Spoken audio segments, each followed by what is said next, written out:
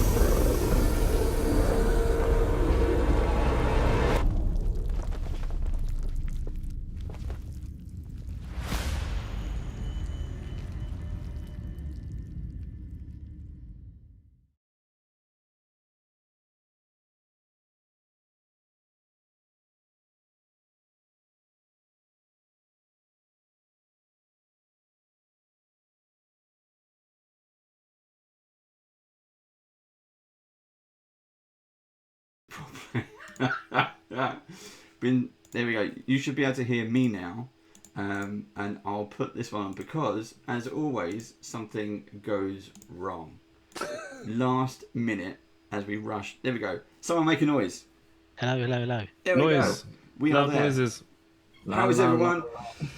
Welcome. This is Band of Badgers. This is not the Great British Brush Off. This is the epic British Brush Off. As for what was supposed to be the second episode is now the first episode, as we are joined by Adam ABRAMOWICZ. Yeah, there we go. I got it there. From the Army Painter, as we have teamed up. The Army Painter are also our supporters now as well. They've signed up. I don't know why, but they like something about us. And I was going to say, Steve's holding the box upside down as it flies past the screen. But we've also teamed up with Steamforged Games. And as you know, we play Epic Encounters. We unbox Epic Encounters because we love Epic Encounters. So now we are painting Epic Encounters because they are seriously epic. This is one of the latest boxes, and here we go. We're modelling it all now. This is Hive of the Ghoulkin. There are 15 minis in here, and the challenge for the Badgers is to paint them all over 6 episodes. 12 hours. 12 hours of painting to paint them all. Because why not? They're really cool miniatures. You got to hand it to Steamforged. They're just really, really well done. They are incredibly beautiful in a really gruesome, ugly kind of way. And that's the best evil miniature you ever want to see. But Adam, thank you for joining us. Of course. How are you? How are you doing? We've been talking offline, so we've done all this already. But for the audience, how are you doing? I'm doing just dandy. It is, what is it? It's just past 3 p.m. my time here in Central Time. I'm in Louisiana, but I'm doing great. Happy to be here. Happy to paint some miniatures. Fantastic. I think it's fitting timing because I did just get to hang out with the guys from Steamforged earlier in the week. We were all together at a trade show and nice, lovely fellas, really doing great work in this industry. So this is exciting. I'm excited to be here. Fantastic. Yeah, I've met. We've interviewed Richard Richard August, who's one of the writers of Epic Encounters, and then we got to meet him up at the UK Games Expo. So we was up there for 3 or 4 days doing something. Spending money. But when we interviewed Richard, he was telling me all about God Tier. He's like, oh, you got to play God Tier. The minis are great. It's a fast-paced game, and I bought it, and that was the first mistake because it is amazing. So then I got into that, and at UK Games Expo, I was like, it was 3 for the price of 2, and of course I bought more than that. And then Bard Song, which is another I'm not going to say epic, but another fantastic box set. Which is a board game, RPG, all in one with fantastic, brutal looking minis. So we hope to be doing lots more mini painting over the coming, not just this series, which focuses on the Gorkin, but also future series, hopefully. Now with us, some of you, it's already been shouted out in Sean TW in live chat. It's Joe fucking Duffy. How are you doing, Joe? Yeah, good man. Good, thank you. Good. I actually saw a badger on my drive home today. There you go. Who was it? There were 70 of us. Yeah. No, and I know. A real life badger. That's Bob. There you go. Yeah. Yeah, we got Joe is down by me actually, so we're kind of on the edge of the countryside. So we got loads of badgers and foxes and roadkill. To find as much as you like. In like 40 years, it's the second badger I've ever seen alive. I've seen a lot of dead ones. I've seen a lot of Southeast Louisiana, so you don't have to worry about badgers and foxes. We have nutria and wild boar and crocodile and just all kinds of disgusting stuff. I knew about the crocodiles. I didn't know about the wild boar. Not crocodiles, gators. Gators. Oh. Crocodile, I spoke. But yeah, wild boar. Before we moved into this house, I woke up one morning I heard something outside, and there had to have been 40 of them just tearing up the yard. Wow. My dad actually came down. We went for a run. Every time we go for a run, he's like, "We're gonna go catch some boar." And sure enough, we went running. He's like, "What's that in the woods?" I'm like, "That's boar, Dad." And they just took off running. They're disgusting. Just tear up everything. Fantastic. And also, we've got another co-host. The co-host who's usually here. It's Steve. How you doing, Steve? Yeah, I'm good, thank you. I can see now that you've got your A-Team van up in the background. The A-Team van, yeah. And what you can't see in shot is Ep01 and the Scooby-Doo mystery machine. Yeah. You need the mystery machine because you know why, Steve. Yeah. I'll just turn the camera around. You won't see me, you see the wall. That's fine. We'll do like a heartbeat kind of, here's the gallery. Yeah. Of stuff. We should do that at some point. We should do that. I don't know how we're going to do it. Right. I've got my work wall in front of me. So you can't see it. What's on the work wall? Places that I've worked. Oh, you just... There's a picture of an oil rig on the wall. There you go. Stunning. That I took from the helicopter on the way in. See, there's me, my Lord of the Rings map on one side. I've got Dritz fighting a dragon on the other side, and then there's you with an oil rig. Yeah, I have no rig. Yeah. That's a very very strange pin-up. Whereas I'm blurring my background because all you'll see is the mess that is behind me. Well, the blur's not that great. We get little glimpses. Yeah. They could probably piece it together if they wanted to spend the hours doing it. A random sock and some underwear somewhere, sort of stuck to the wall.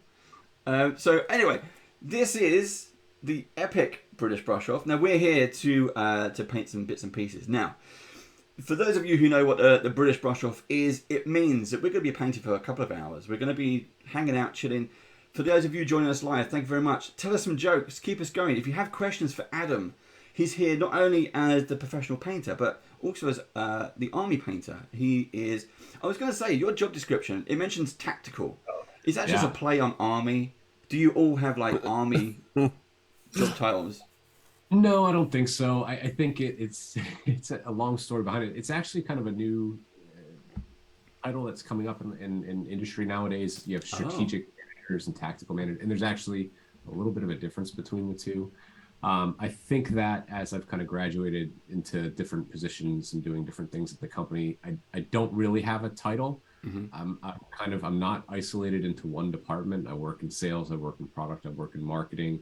So they don't know what to call me. So if anybody out there that's listening, they know Bo. Yeah. When you hear that very cool title, it's tactical promotions executive. Like that's a very Bo thing, but it works. And it's such a conversation starter at shows. Like if I give them my business card, they're like, tactical, what what are you? Yeah. It's like, hold on, let me get my bazooka filled with Yeah, run. Yeah.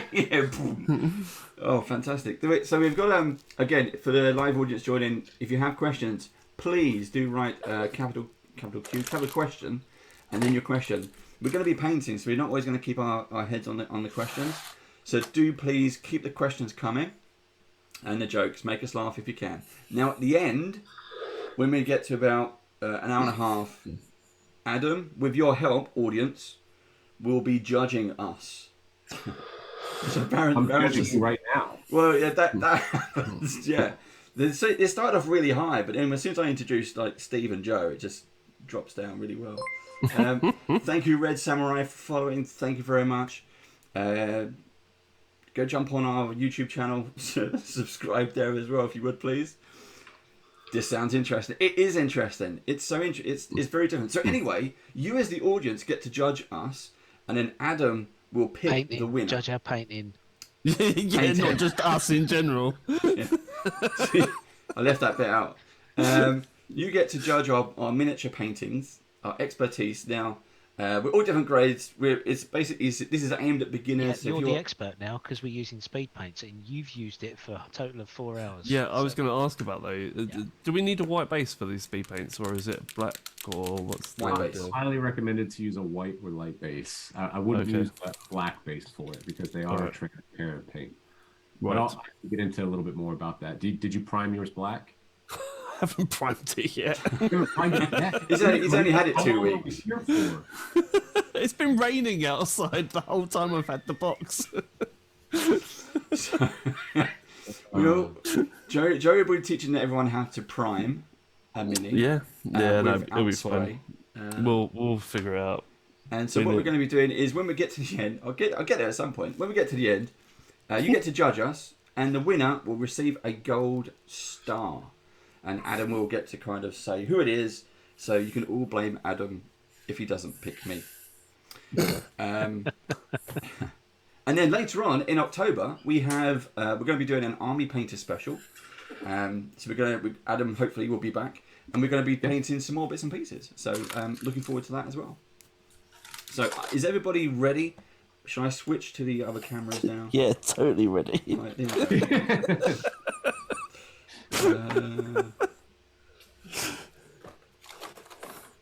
Unprimed, ready. Yeah. Here we go. Boom and boom. So there we go. So now the stuff is caught up. You can see what I've got going on here. I'm going to be painting. Here's my it's like a cheese board of items here. I've got a couple of the minions. You get 8 of these in the box. That's those looking thing. And the rest of them are large minis. So you got this Resident Evil thing, and then you got this dog thing. So I'm gonna try and have a go on all of these bits and pieces. Adam, you have gone for kind of the boss of the box. I just thought he was really cool looking. I was tempted to paint what Steve's painting, the rider. I think I missed it when I opened the box. I just grabbed 2 of them and I went with this big guy. What is the boss called? Do we know? He is called King Broodsire. Yeah, the Broodsire. Oh yeah. Look at that. Look at that. I like that. Now, for those of you who haven't seen Epic Encounters, do check out our channel. We have a whole load of adventures and campaigns and unboxings.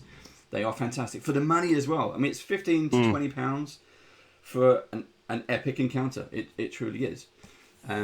So, the Broodsire, Adam. What you've already pre-primed. So talk us through that, and then where are you going to start? Because there's a lot. Yeah, okay. So let me talk a little bit about what I did to prep the model first. So with a paint like speed paint, for those that don't know, speed paint is meant to be a 1-coat painting solution. So it's going to give you, pretty consistent, strong saturation and coverage right out the get. And then it'll also apply some of the deeper pigments that are worked into that paint, into the recesses and details. So you're getting that base coat and wash in one. And then even on some of the most hardest edges, you'll get just a very slight highlight. And ways that you can kind of amp up the speed paint is doing what I've done, and I think Steve did as well, is by applying a zenithal highlight. A zenithal highlight, for those that you don't know, is when you create shadow by starting with a dark base tone and then putting a brighter highlight tone. So what I did here is I primed this model black, and then I worked up a layer of gray and then an almost white. And then I apply just a wash of our quick shade dark tone all over the model, let it dry. And what that's doing is that it's reinforcing the shadow areas. So when I go and apply the speed paint, it's just going to be a little bit more impressive. That contrast is going to be a little bit more stark. So I've cheated a little bit. But it's a couple extra steps that you can take to really make the speed paint just jump out a little bit more. You also notice, if you can see on camera, the metallic bits, I just added just a little bit of metallic. So when I get started, what I like to do is I like to find the deeper areas that are kind of the details that are inside of the miniature. So looking at this brood sire, is it brood sire or brood sire? Brood. Brood sire. Sire. It's brood sire. I'm going to look at the areas. Sounds even more disturbing, I think. It does. Brood. Because he has these, I don't know if you can kind of get it on camera, but he has these maggots. This giant maggot is coming out of his belly. Yeah, It's they're pretty grim. And he's also got a skeleton like trapped in his skin. Yeah, and his arm. There's one. He's got a skeleton, like a skeleton kneecap. He's pretty gross. He's also got a peg leg. So there's I noticed that. It's kind of like he's got a torch sconce or something. There's no foot. It's just an ankle. There's no foot. Yeah. So I would start. I think this is the best place to start is by painting on the inside and getting this loincloth thing that he's wearing. And then I'll kind of move on to some of the leather straps and work my way out from there. It's always better when you're painting a miniature, especially a highly detailed one, to get the inner areas first. It just makes the painting process easier. You're going to risk painting over your hard work on the outside. I'm going to go with Fire Giant Orange if you guys are okay with that. Am I supposed to a theme? No, it doesn't. Should I try and match the Epic Encounters box? Should I do it like the bright pink? Go for it. Let's do that. Paint however you want. So always recommend you give your paints a good shake. Our paints come with 2 stainless steel rust-proof mixing balls already preloaded in there. So I have a question. I was going to say, there's no easy way to say this, but I have a question about those balls. Yes. I've got a paint spinner. Yes, a vortex mixer. Well, no, this one is from Green Stuff World. It looks like a vape machine, a vapor, and it looks like something else. Yes. And then you plug your paint in and it spins it. But because it's already got the ball bearings inside, yes, does it make it better or worse?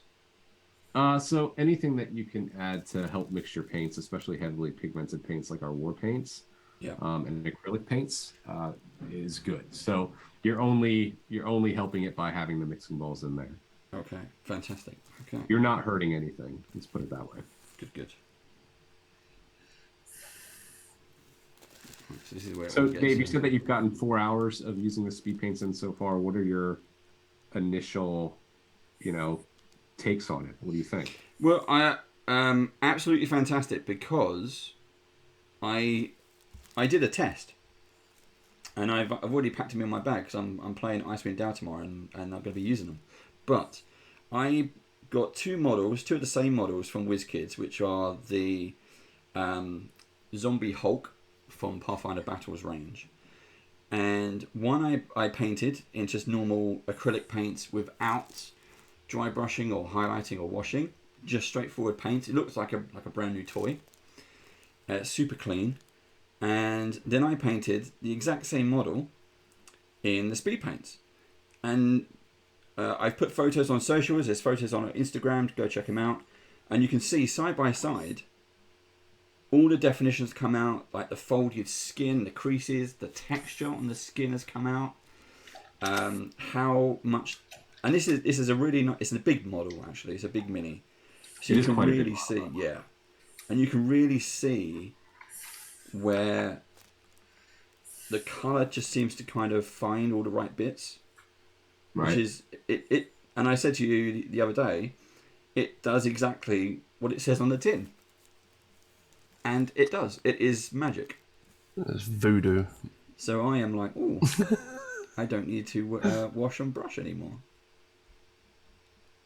So I Self-justification. love using speed paint, and I love using speed paint for board game miniatures where you just want to get them on the tabletop for Yep. you're not playing in a competitive tournament or it's not an army that you're going to cultivate over the years. You just want to get things that look good and make the game that you're playing a little bit more immersive.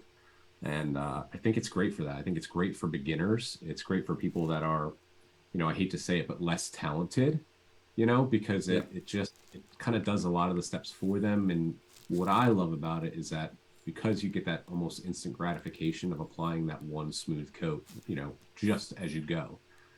Look, Steve's there painting orange. Are you using Fire Noodle or Fire Giant Orange? Or is that... I'm using a mixture of I've put them down. Sand Golem and Hardened Leather. So there you go. I'm mixing them together. It looks very nice. orange off screen, but colors like orange, pink, yellow are very difficult to paint with acrylic paints because they're weak. They're weak pigments naturally. And this it's a little bit more satisfying. And I think for new painters or painters that are less experienced, it really kind of gives them the motivation to keep going. Yeah. Because it's just the results are just right there in front of you. The other sort of people that I think would benefit is people that go to competitions and decide last minute as to what they're going to take. Oh yeah, absolutely. Because I've got some friends that are going to a competition in a couple of months and they haven't even started painting their models yet. I was a competitive tournament player for a large war game for a number of years, and I can't tell you how many times it's like, there's a rules change, or you realize something doesn't work, or you forgot that you wanted to put this in your list and you thought you had it painted but you don't.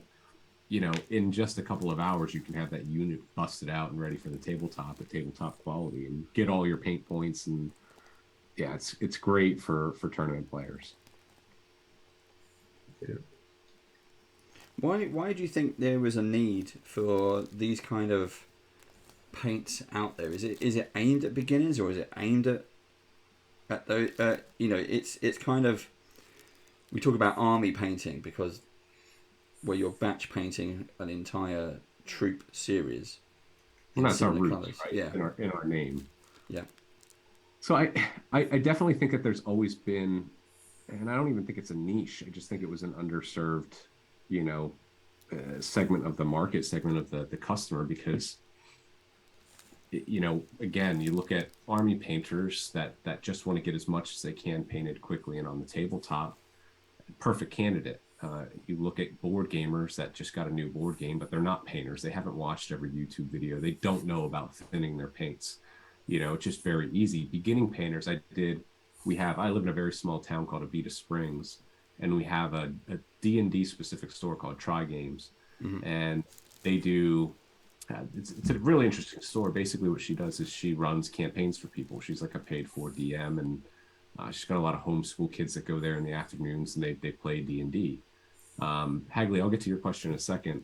But these kids have never painted before, and they've been, building out their characters and getting ready for their big campaign and learning how to play. And then there's this other side of the hobby that they get to also enjoy and experience, and that's the painting aspect. So, okay, maybe we're not going to go adventuring today, but why don't we adventure in paints and let's paint our miniatures? And they seem to really love it, but this just makes it that much easier. Hagley, we talked about it a little bit at the beginning. I actually used an airbrush to apply this NFL highlight. I did not dry brush it. I thought about doing it, but I didn't. Time trying to get on the show and everything like that played a part in that, but I might have dry brushed or maybe just picked out a few of the highlights before with matte white, but I don't think it's entirely necessary.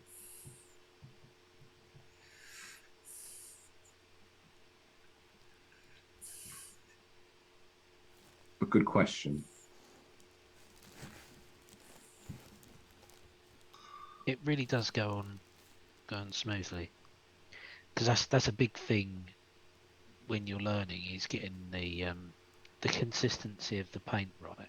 Because if you get the consistency of the paint right, it flows so much easier into all the little tricky and hard to reach places, and this does flow really nicely. So I think that there's, for people that are new, I say this all the time. We have a lot of new members at the table, right? There's a lot more people that come to the tabletop to play games. Either they're people my age that have gotten back to it. I think one silver lining to the pandemic is that it brought a lot of people back in touch with their old hobbies, whether it was tabletop or not. And people my age now, our age now, have kids, and they introduce their kids to these hobbies, and we have Stranger Things out there, and it's promoting D&D and role-playing games. So now there's people that are newly interested. There's a woman that works in my wife's office who used to be an NFL cheerleader, and apparently she used to play D&D. Like, now people are talking about D&D and RPG games and tabletop games, and they're not having to be like in the closet about it. You know what I mean? Yeah. I think that really lends itself well to bringing more people to the table. But those people haven't poured through the catalogs and magazines and watched all the YouTube videos to know what they're supposed to do and what they're not to do when painting a miniature for the first time.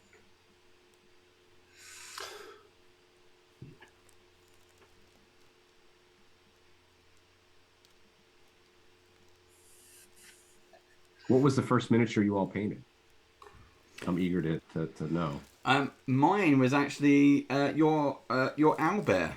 So we talked about this briefly the other day with the very, very first mini book I got, because it was D&D. It was a D&D Army Painter set of paints.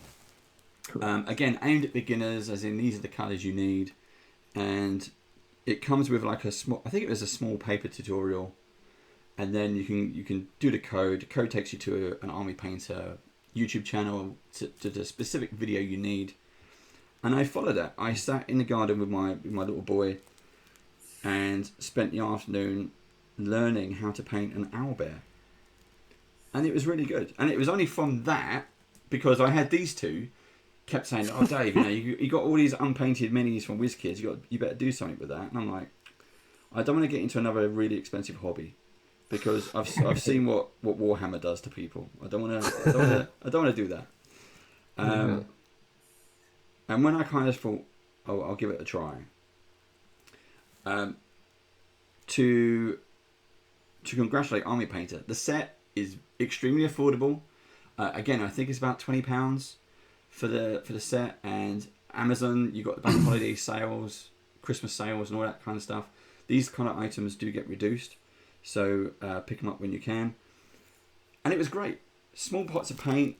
You didn't have to worry about what they are. They're kind of named as well. So a lot like the Army Painter, like Slaughter Red. Nice and easy. Hardened Leather. So it kind of already gives you a few clues of what you can use these paint colours for. There's one I'm going to be using now, Pallid Bone. Oh, here's very soon. This is my favorite though. This one's from the Air Range. I'm going to put it up under the hobby camera here. Gnome Cheeks. Gnome Cheeks. Wow. What cheeks are we talking about? Leave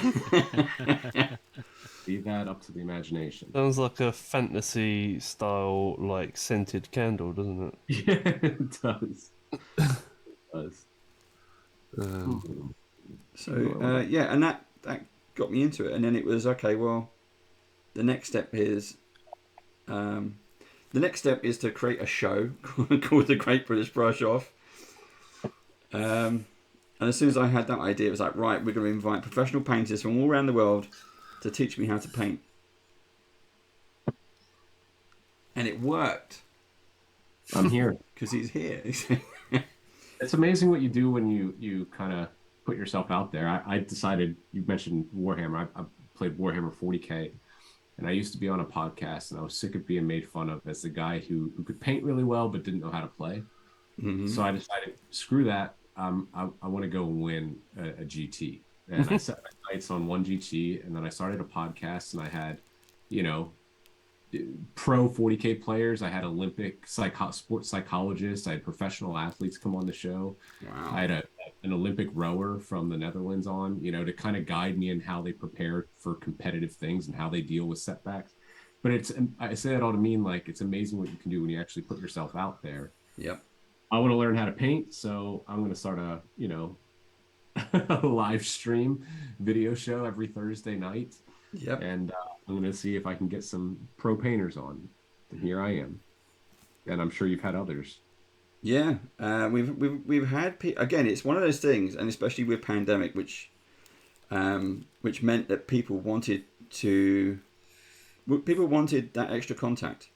Mm-hmm. They wanted someone new to talk to, especially during various lockdowns in various countries. You kind of stop talking to yourself in the four walls that you're surrounded by.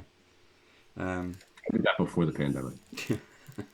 And then it's just again a nice way of meeting new people. Everyone was happy to have a chat, and it just kind of worked out. But we're still in contact with all the previous guests. You'll get one as well if you award me the gold star. But I make no promises. We've got our a live Christmas special coming up, which is basically we're going to do a pub quiz live. So oh, that's great. You will be invited. It'll be your afternoon, but we will be drinking early anyway. And we've done it every year since we started all this. How many years has it been now? Well, this will be the third Christmas we've done it. Wow. Okay. As well as we still have the in-person club. So we have our barbecues, we have our the meetups, we have our one-shot games. We're getting back. Well, we've got back to our table games now. Adam, we've been asked what Warhammer army did you lean towards? And this think carefully before you answer. It's a tough one. I like to play the movement phase a lot. So I have a giant custom Space Marine chapter, but I play them as whatever I want. I tend to play them as White Scars, but I also I've become a bug player. Nice. But I've played Blood Angels were kind of my favorite army. I've got a small Chaos Space Marine army.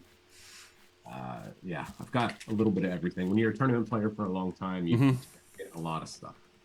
I took Necrons to the tournament that I went to. Oh yeah, I have a Necron army in my garage that I've not painted, but I do have. Yeah.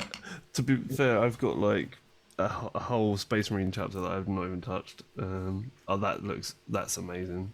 You could actually. Oh, wow. I've got one of those. Just it's in a box, included in my pile of stuff that I haven't painted. So quick plug. Go and watch that. The tutorial is on our YouTube channel. Nice. The Garage of Shame. Yeah. Sorry about the shaking. There we go. That should be enough. Do we know what the? I was going to say the horse thing, but it's not. I don't know what it is. It's like a dog, a big dog. It's a dog. Whose horse is that? Yeah. I like that model a lot. Do you know what it's standing on? Is it leaves or? Looks like shale. Yeah.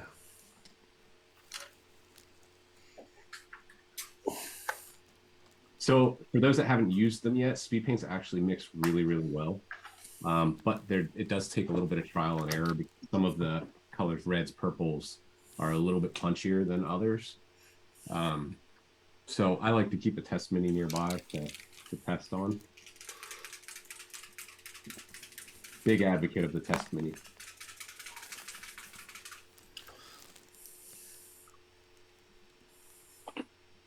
In fact, I'm going to use one right now. I'm just using the slaughter red on the base, because I think they're sitting on flesh. That's what I think it is, and it's such a beautiful color. You've got an imagination sitting on flesh. It is a very good color. It is the blood of my player victims. That's what it is. The rent flesh of their first characters.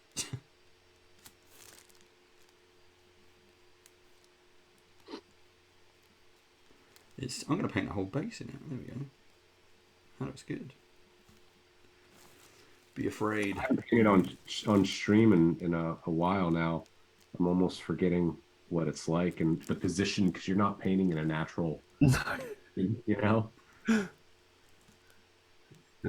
Apart from that owlbear, this is the only position I've painted in. all my painting is online, live.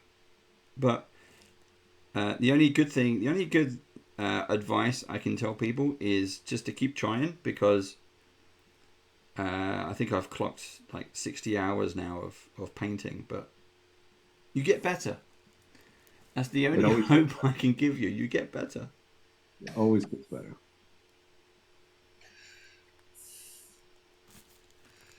Painting, I mean, it's one of those things that, you know, you don't necessarily have to have an artistic knack. You know what I mean? I know lots of people that couldn't draw a stick figure but can paint amazing miniatures. Yeah. It's just one of those things. You got to figure out what works for you. Try different techniques. Don't be afraid to push yourself. I tend to kind of Or just follow. use speed paint. Yeah, definitely use speed paint. I tend to follow the picture color as well. So, like on a WizKids mini, I paint. You get the box art on the back, and I'll try to follow that as much as I can. I have a. It's like at least my first attempt. I want to follow. I want to make it look as good as their photography. It doesn't, but I try. You got to do what works for you. Yeah. Especially, you know, if you're painting armies or lots of miniatures, you just kind of have to find what works, because at the end of the day, you gotta save time. You gotta cut corners somewhere. There's nothing wrong. I am not an advocate of cheating at anything but painting. Cheat as much as possible when you're painting.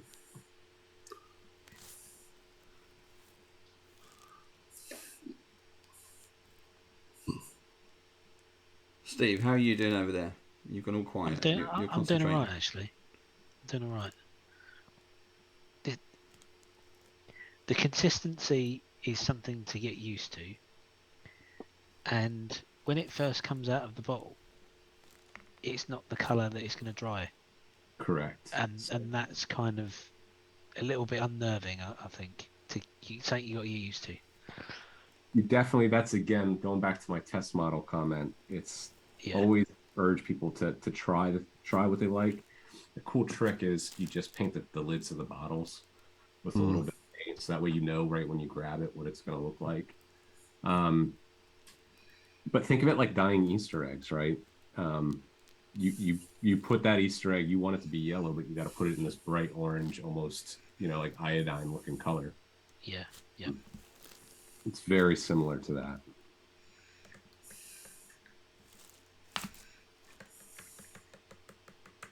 That Darth Vader on the call. Yeah, that's Sorry. That's when you know No, I'm that. just kidding. That's Me Joe. concentrating.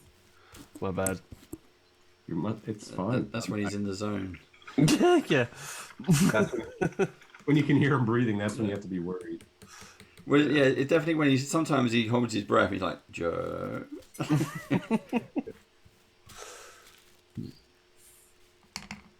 Can you use the speed paints through an airbrush? You can, but it's not going to behave the same way that it does when you brush on, because when you do brush on, you kind of want to apply a little bit more. You want to add a little bit more to the brush than you would normally apply say an acrylic paint, because you're not going to obscure the details with the speed paint. It's going to run.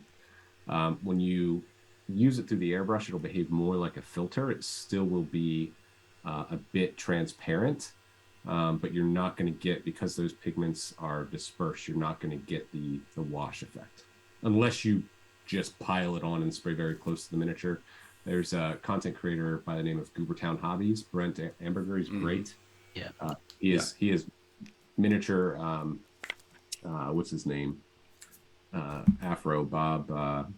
You know who I'm talking about. Bob Ross. He's like miniature Bob Ross. He did a big test of speed paint, so I urge you to go watch that one if you haven't tried our speed paint yet. And he put it through the airbrush and he sprayed very close to the miniature and just doused it, and it still gave it kind of that brush on effect. Wow. I don't recommend it because you're just going to waste a ton of paint doing that, and you're getting all those pigments into whatever environment you're spraying at. You don't want to do that. But for science, it was great. Everything is content. That's right. And yeah, Goober, if you're watching and you want to hang out,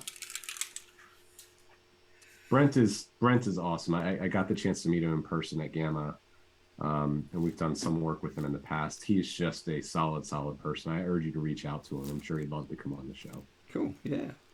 If he doesn't, don't hold me to that. I'm not his agent.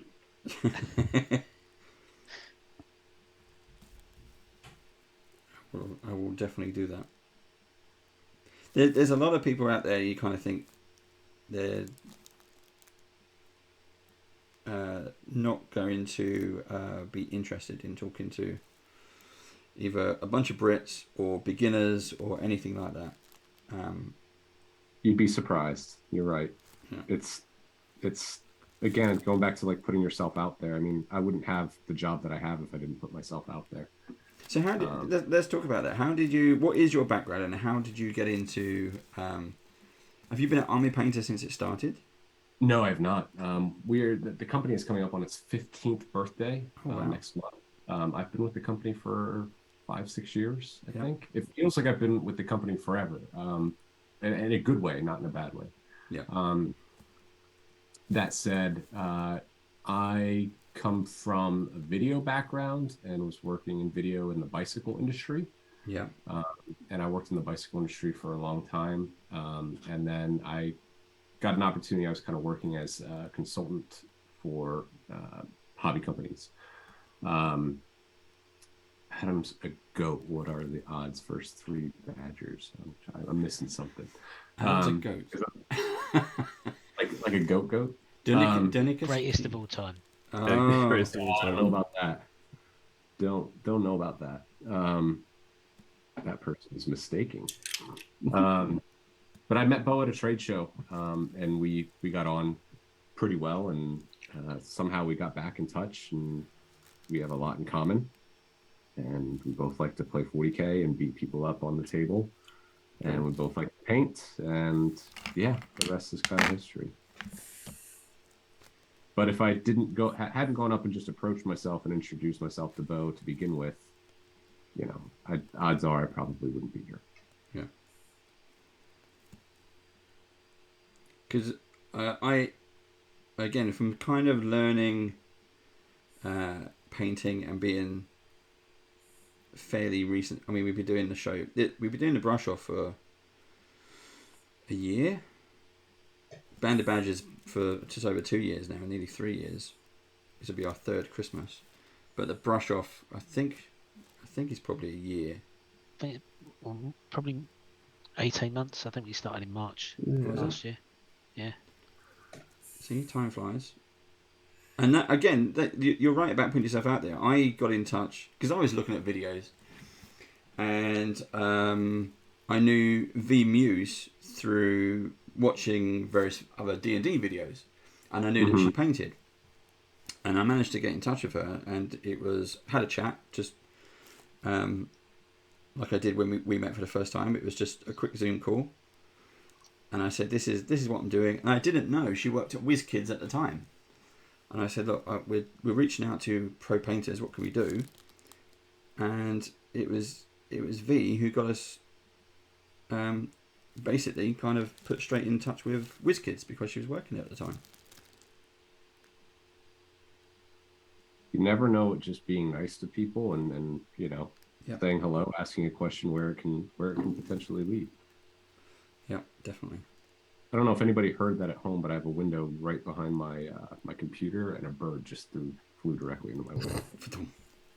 The bird was dying to get on Band of Badgers. See? Hey. Everyone wants to be on.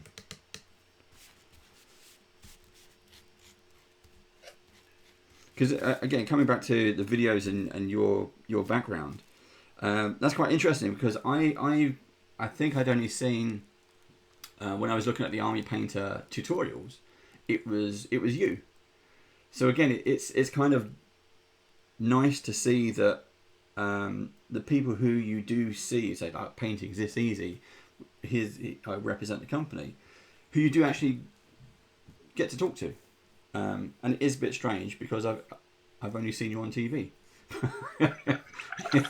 So It's the end of the day, like we're just nerds too, right? Yes. So, yeah, it's we are nerds working in a small niche industry that just kind of so happened to really blow up. It was already kind of growing, and then it just absolutely blew up. Since LVO, since I last saw you, well, I appreciate you listening to the old show. I appreciate that, Dean. I'm trying to figure out what to do next with this miniature. I gotta let some paint dry a little bit. Yeah, I think I might need to move on to my next one after what I've just done to let everything dry. Humble brag. Well, Joe is our Warhammer go-to guy. So out of all three of us, he has the most experience. I mean, going back to your previous question, I started off painting Airfix models with my dad when I was like 5 or 6. So, yeah, it's always been like a thing. I think a lot of people they did it when they were kids, and then they kind of came back to it, and I think that's cool. Personally, I think that's really cool. I think it's cool when you can come back to something and find it, in a new light, especially, when you do something as a kid and you have a very limited Budget, budget, resources, and now you get some grown-up money, and you get to be a big kid again. You get to be a kid again, but you have nobody telling you that not to buy that set. You know what I mean? Yep. Yeah. Other than your conscience. Well, I also have Steve and Joe, but because we He doesn't listen to us. yeah, He- I do. He just encourages us to buy more. yeah. It's like the amount of times when he's been like, "Oh, tell me not to buy this," and you're like, "Don't buy it," and then the next minute it's like, "Oh, whoops." But but because I bought it, you've got to get one now. Yeah. So I because right again, and this goes back to your point about putting yourself out there. We now do some bits and pieces with Beadle and Grimm. So we do game testing, proofreading, a lot of their books and collateral and stuff like that. You can see our names are printed in the books as well. So do go check it out and check out our unboxing videos where I point out the fact our names are in the books. So, Wait, your names are in the book? Yeah. And I would brag about that. Book. I would brag about that to everybody and anybody. I don't care if they were gamers or not. Yeah.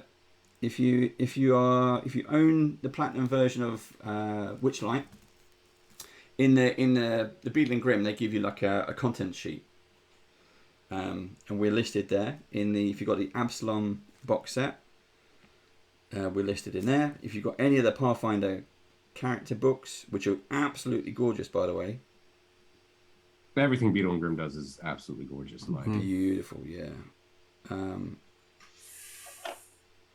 So yeah, we were listed there.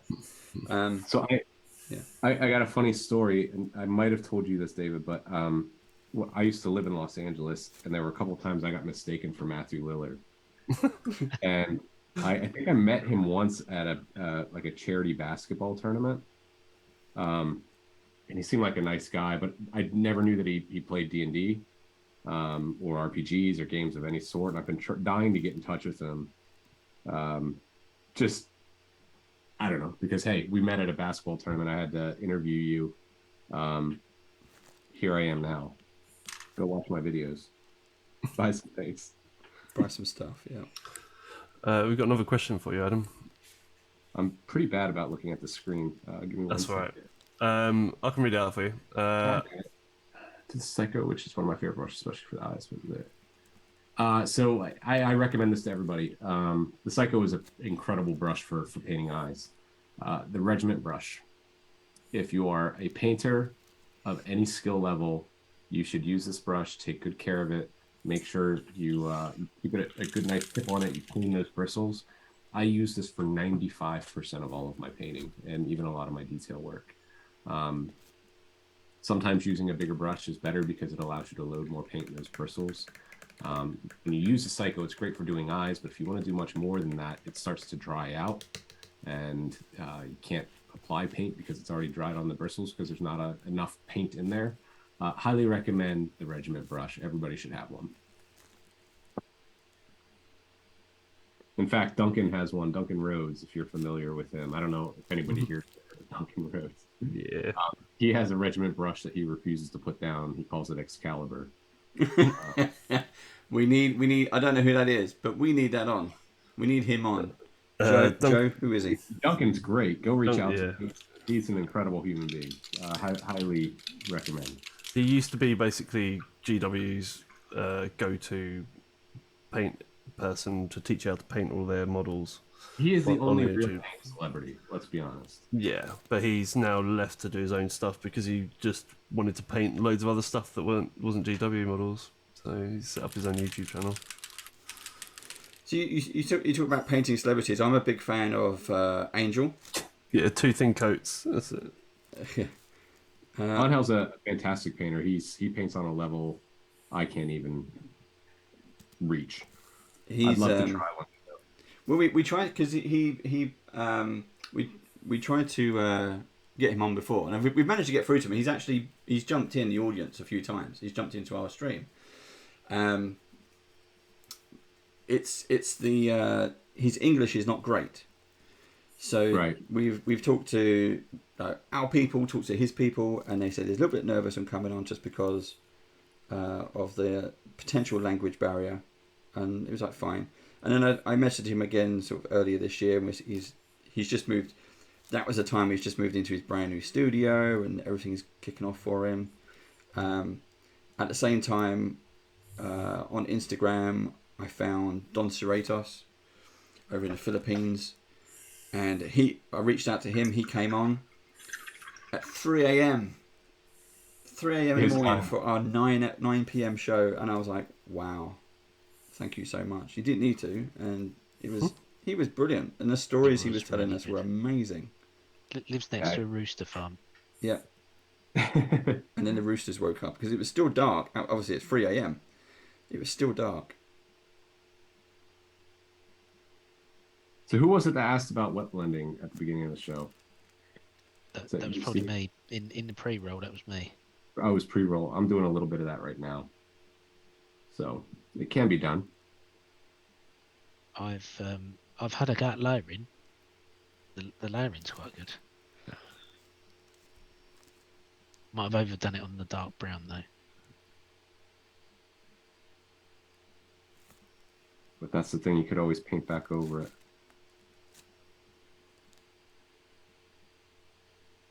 I think I've got the colors pretty on point for the box art. Not him, but like greenish. Pretty happy with that.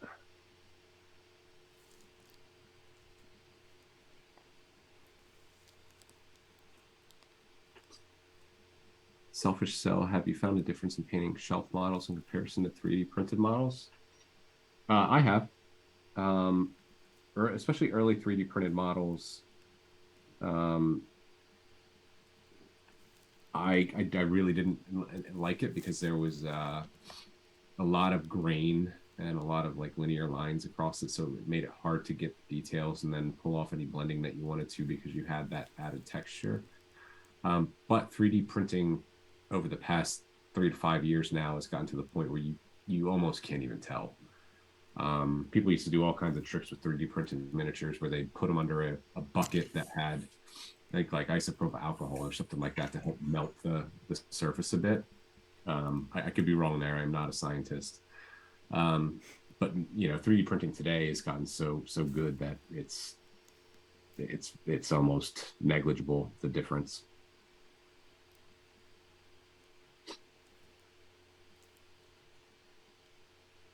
I love 3D printing, but I also love game stores, and I urge you to, if you do 3D print, still advocate your game stores as much as you can, because they really do a lot for the hobby.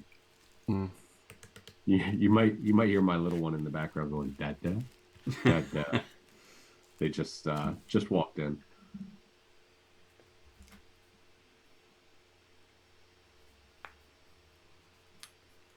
This is a cool miniature. I swear ththese guys are so talented. The stuff. I mean, when we had Richard August, I can't remember if we did. I can't remember if we said it on camera, Steve, or if it was after the show. But we were talking about, the next epic encounters should be Badger related, Badger themed somehow.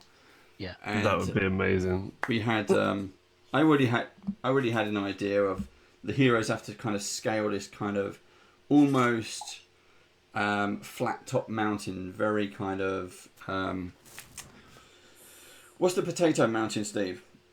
Close encounters. Close encounters. Yeah, the potato mountain. And when they finally get there, you've got werebears. These are were-badger people, so humanoid badger people, but they are praying. These are tribal ones. They are praying to the badger god, and the badger god is like Cerberus, but in badger form. So 3-headed badger, chained, like a massive one, like in Harry Potter or bigger. You've really thought this out. Yeah. And then chained, massive, like round its neck, chained to this like weird totem pole in the middle. And as the cracks of the light and then blaring in the sky, it's pouring down rain. The heroes have to fight in the mud, and then like round 3, the chains snap. Cerberus Badger is out fighting everyone. I was like, look, we've got the minion set of the army, where we've got 20 Badger minis, all different types of fighter, cleric Badger, barbarian Badger, all the different weapons. One in full plate. Yeah, and then you've got the God box, which is this giant Cerberus Badger that they would sell. I'm sure they would. But that's what we need. They'd sell at least one, Dave. Well, they might send me that one for free because we paint it. But yeah, that's the. Sorry, I had a little bit of a camera mishap there. No worries. That's the plan anyway. So I know Steve's a fan of this, but if you took a hairdryer to this, would it dry quicker? Yeah, I'm dying to take a hairdryer to it right now. I just don't want to light up the audio in the room. But yeah, hairdryer is great for speed paint because it helps it to dry a bit quicker. You want to stay a little bit further away if you do a low hot setting. Yeah. I recommend that. Just be careful on resin miniatures, especially like the flimsy resin miniatures, because you don't want to bend the resin. But you absolutely can. I think a hairdryer is the most underrated tool in any painter's arsenal.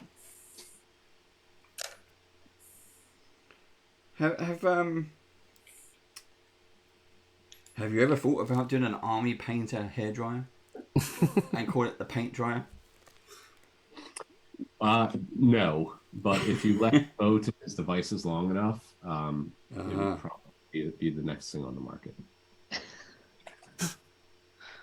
Because the other thing, so switching tact slightly, you've also got the Game Master product range. Yes, is out, and I was floored by the amount of stuff which is in that the big box. There is so much stuff in there. Yeah, it's the core set's basically everything that you need to assemble dungeon terrain. You could build. I've built an entire 40k army of terrain out of it. Oh wow! You can do so much with that set. It's unreal. And we're making a little push with that because we've got the new Game Master character set coming out, which we're very excited about, and I think that we'll be talking about if you guys, if I don't piss you off enough and you invite me back for another show, I would love to talk more about that character set because there's a lot of really cool things going on in there. Cool. Yep. Five minis, 20 paints.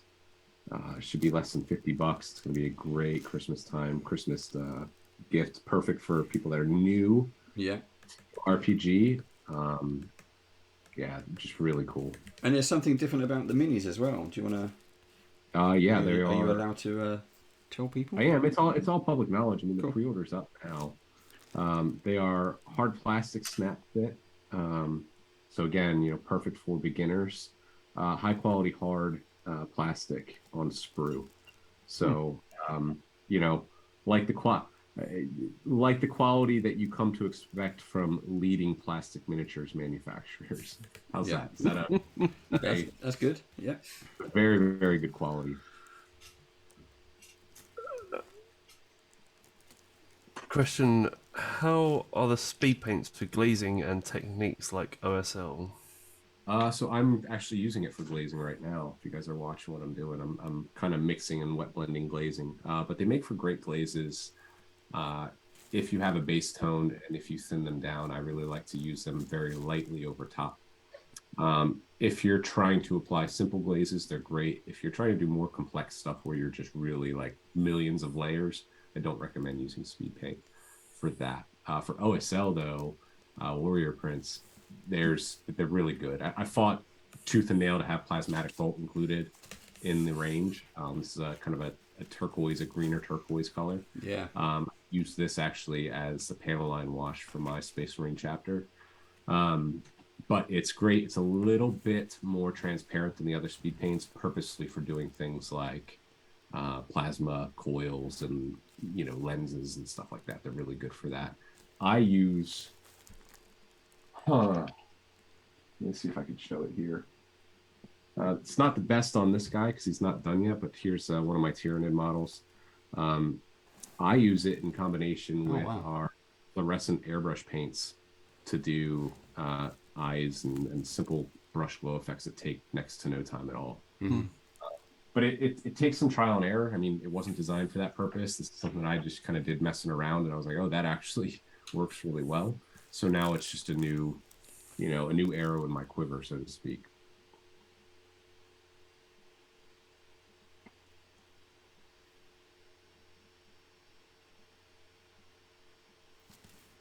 It's that bit where everyone's suddenly gone quiet and everyone's concentrating. You guys must really be trying hard to get that gold star, I tell you. It is the coveted gold star. In terms of competitiveness, I mean, as a group, a lot of friend groups are pretty competitive. How competitive would you say y'all are? I think we are. I mean, we only do it for giggles, but I will use every bit of blackmail I can to win. So... Dave's going to try and make it sound like we're not, but we totally are. Totally are, right? I had a feeling that's what was happening there. Yeah. So there's a guest, we've got to pretend to be normal. No, we're totally competitive. Normal? How is competitive not normal when you're with friends? I always want to kick my friends' butts. So it's good. But saying that we're definitely all the three of us are all different levels. And although I'm the baby beginner, I have won the gold star a few times, and that surprised me. And that also showed that you can do it. And again, me following the not going off script, showing the colours that the minis are supposed to be, but. So we actually have a video coming out. I just saw it for the first time today, and I was asked to do a bit of the narration for it. And it's kind of a play on what you guys are doing. It's the Great Dippet paint off. Yeah. And what they did is Dippet's kind of our gremlin mascot, spirit animal, guardian of the paint. They assembled 3 painters and 3 people at the company who aren't aren't really painters. They're kind of new hobbyists. Everybody at the company gets the opportunity to paint something. We ask everybody to paint that owlbear that you painted, Dave. Yeah, yeah. So everybody has one at their desk. I have mine up above me there. That's kind of their first entryway into the hobby if they're not an initiated hobbyist. But we took one veteran painter from the company, Oliver, and matched him up against 3 newbies. And it was just cool to see the results. And it's especially cool to see people who don't necessarily, they're not initiated, so they don't know that, oh, base coat, wash, highlights the way you have to paint. Because it's not the way you paint. They definitely bring just a new angle to what we all do. And it was really fun to watch. Definitely fun to narrate as well. But check it out. I don't know when we're going to release it. I urge you to hey, I'm here to plug Army Painter. Go give us a subscribe on YouTube. That way I don't have to remind you to mark the calendar. Yeah, definitely. I'm subscribed to the channel, so as soon as it comes out, I'll ping everyone a notice. But yeah, I think Steve has got I think we got Nightbot put in the Army Painter website on everywhere. It should be. I haven't checked for a while actually. I will check it. It should be every 20 minutes. Yep. And if you're new to painting, our new website is an incredible resource for painters. There's tons of information on there.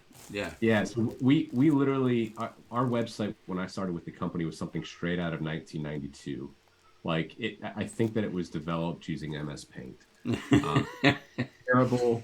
But web sales aren't a huge focus of our business, so we didn't really.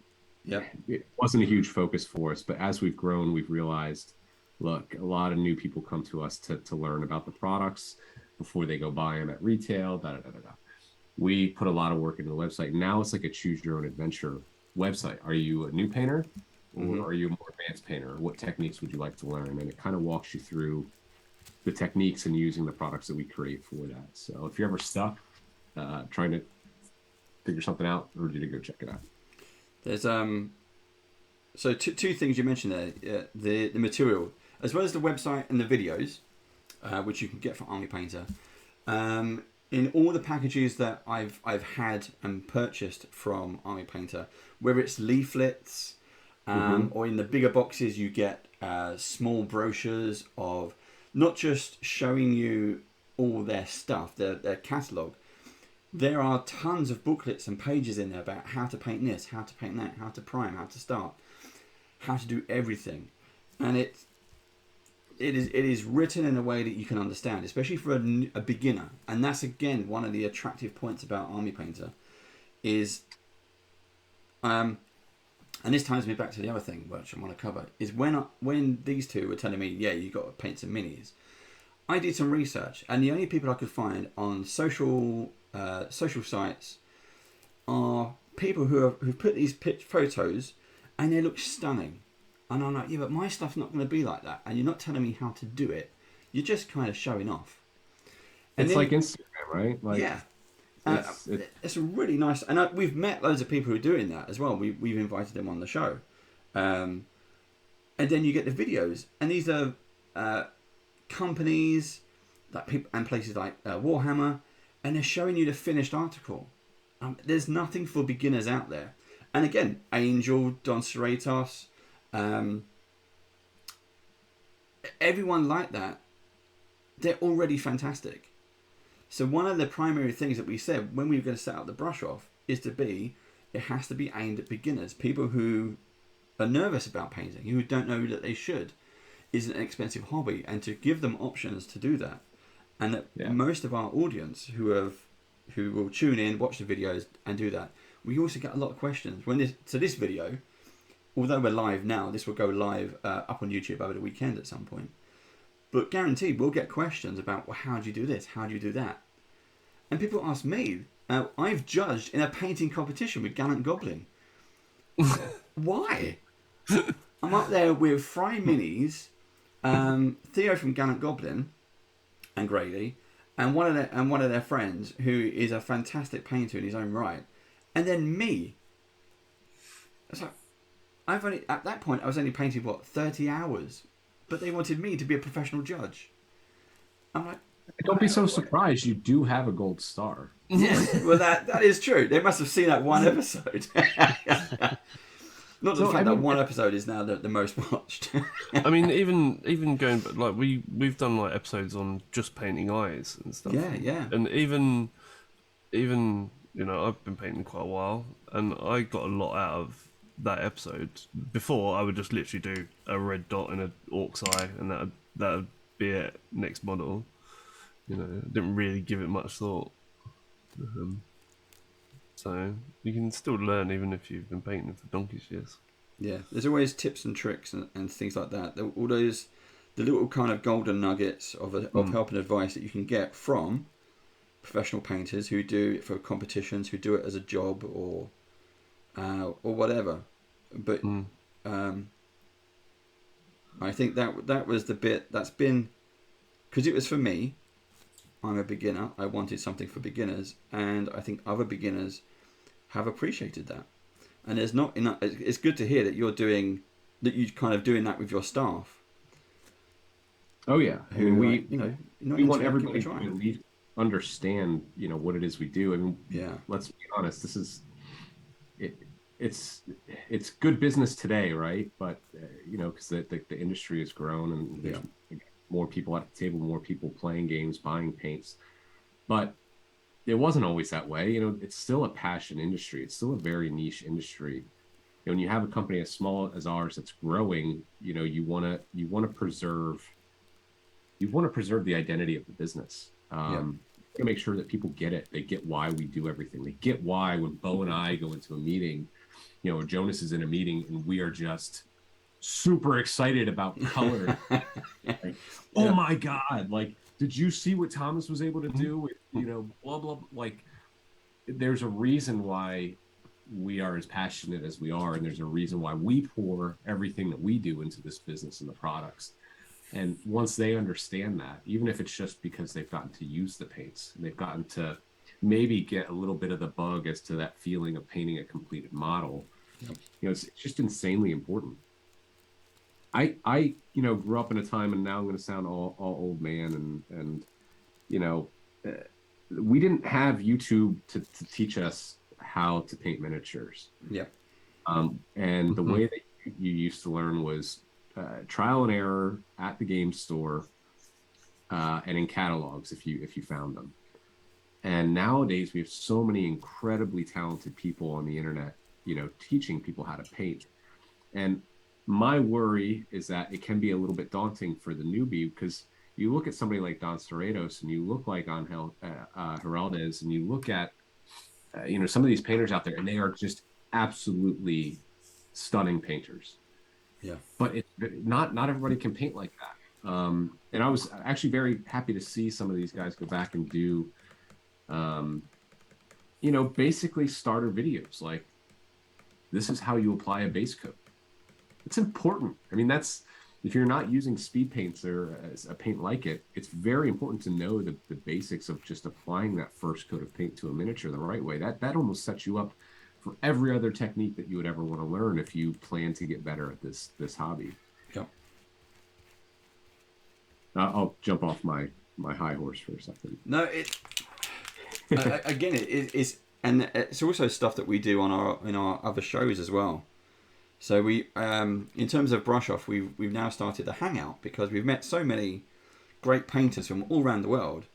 We've got if you're interested, Adam, I'll invite you. I know that you're at work when we are doing this, because of the time difference. But we have a WhatsApp channel now of all the artists, the guests who've come on, and they're just sharing tips with each other.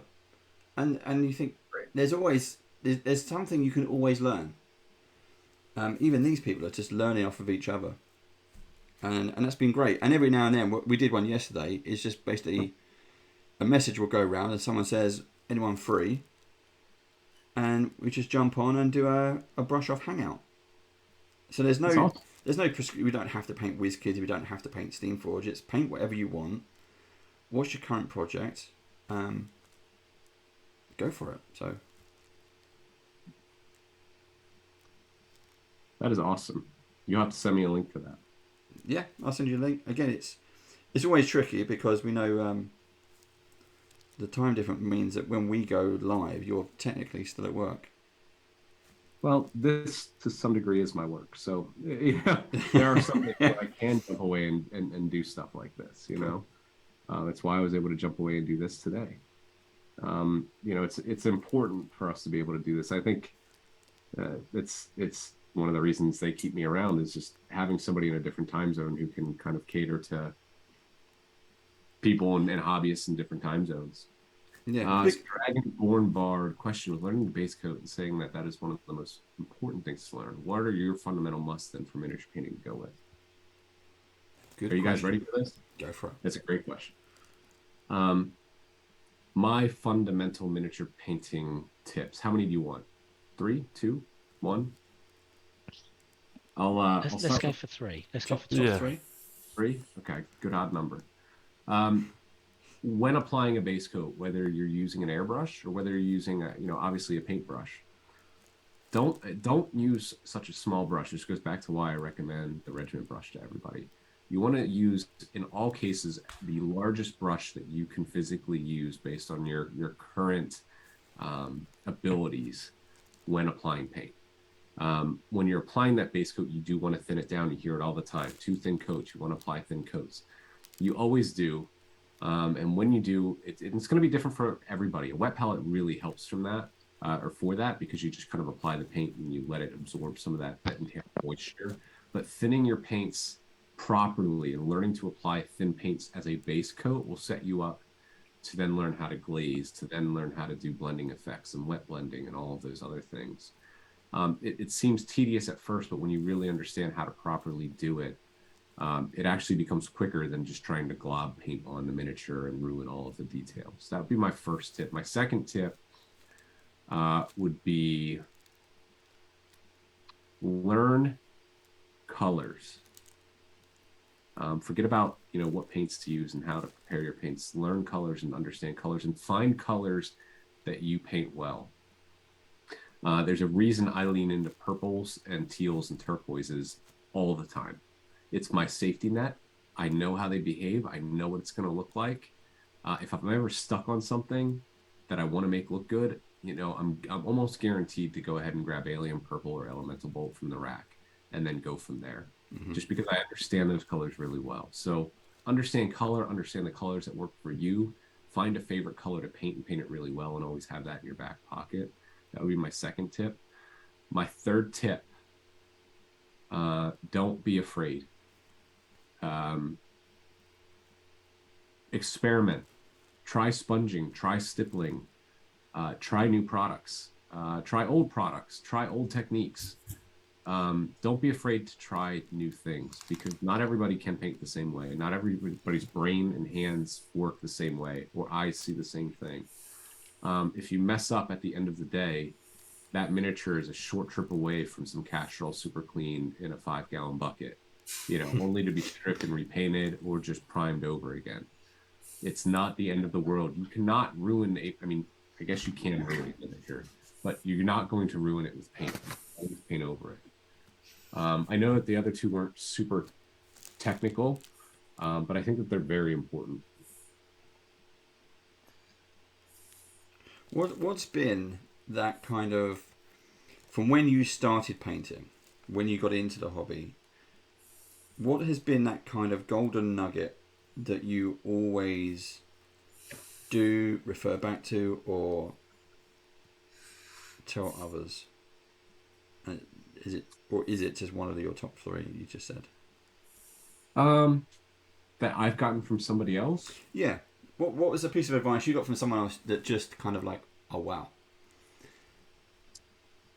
Well, there's a couple. Caleb Wissenbeck is one of my favorite painters, and one of my paint idols, and he's who I sort of learned to airbrush from looking at his pictures of what he airbrushed. Right. And he taught me something about painting metallics. I really don't like painting metallic. I just don't. I've started trying to do non-metallic metal, and that's fun, but it takes a lot of time.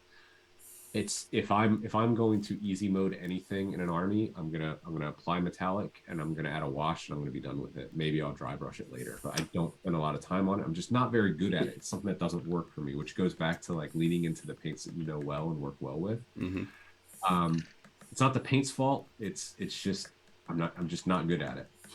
And he gave me a tip about painting metallics where you use different tones as shades from different angles to really make the metallic pop, and you don't even have to highlight it. You don't have to do anything else. So like using a purple at one end and a turquoise at the other, just ever so slightly, automatically shifts that metallic into, you know, an element of realism because it's got those other elements to it. That was a huge tip because it just, I went in to ask him, how did you paint and make that metallic look so good, expecting there to be like 50 different techniques and tips that he was going to steps that he was going to tell me. Yeah. And it was 2 things. That was a good one. Learning how to wet blend, and I didn't necessarily learn it from anybody. I saw it done, but learning how to do it myself and taking, again, being fearless and kind of taking that leap was a complete game changer. Whether you're using speed paints, whether you're using war paints, acrylics, inks, dyes, metallics, learning how to wet blend, and again, this goes back to thinning your paints and learning how and knowing how to apply a perfect base coat. You know, you can't do that. You can't wet blend unless you know how to apply that perfect base coat, but it can get you out of so many situations. And it can also take a model that looks good and make it look great just by doing a couple extra steps. And it's actually really fast. It's not as slow as you might. Got another one here. Dragonborn Bard, Hydro Turquoise is really good. Right now, for a very limited time, Hydro Turquoise is going to be available as a color primer. That's up for pre-order right now as part of our revisit of the color primer range. Baron Snowhand, that's a great name. I need a cool nickname like that, like Baron Snowhand or Dragonborn Bard. Disco 8, that's pretty good too. Adam, what has been the hardest mini you've ever painted? What has been your favorite? The hardest mini I've ever painted.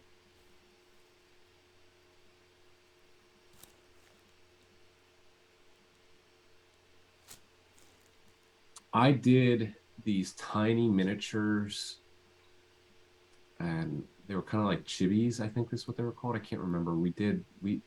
I was asked to use these miniatures for the skin tone paint set tutorials, but they were so small that chibis.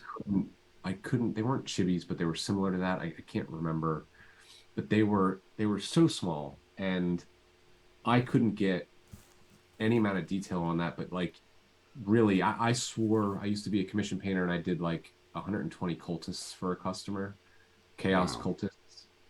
And you know, you think cultists, oh, they're trash units. You can just quick slap some paint on it and they'll be done. But no, they've got so many details and they're good details and they're actually cool looking models. So you don't want to just do that. And after putting all that effort into them, I don't ever want to paint them again. They're tiny, they're highly detailed. I swore off painting Chaos Cultists a very, very long time ago. Yeah, I don't paint Necro Warriors anymore after painting, I think I painted 160 of them. That sounds like hell. Yeah. Absolutely. I had them all literally lined up, like batch painting them. It was long. I think I just ruined Dragonborn Bard's bank account for a second when I told him that we have the Hydro Turquoise or her. We have the Hydro Turquoise color primer. Sorry about that. Oh, guys, I just mixed some Gravelord Gray with Pallid Bone and using it to kind of like do an antique wash over the metallics that I painted. Really good stuff. 10 out of 10 would recommend.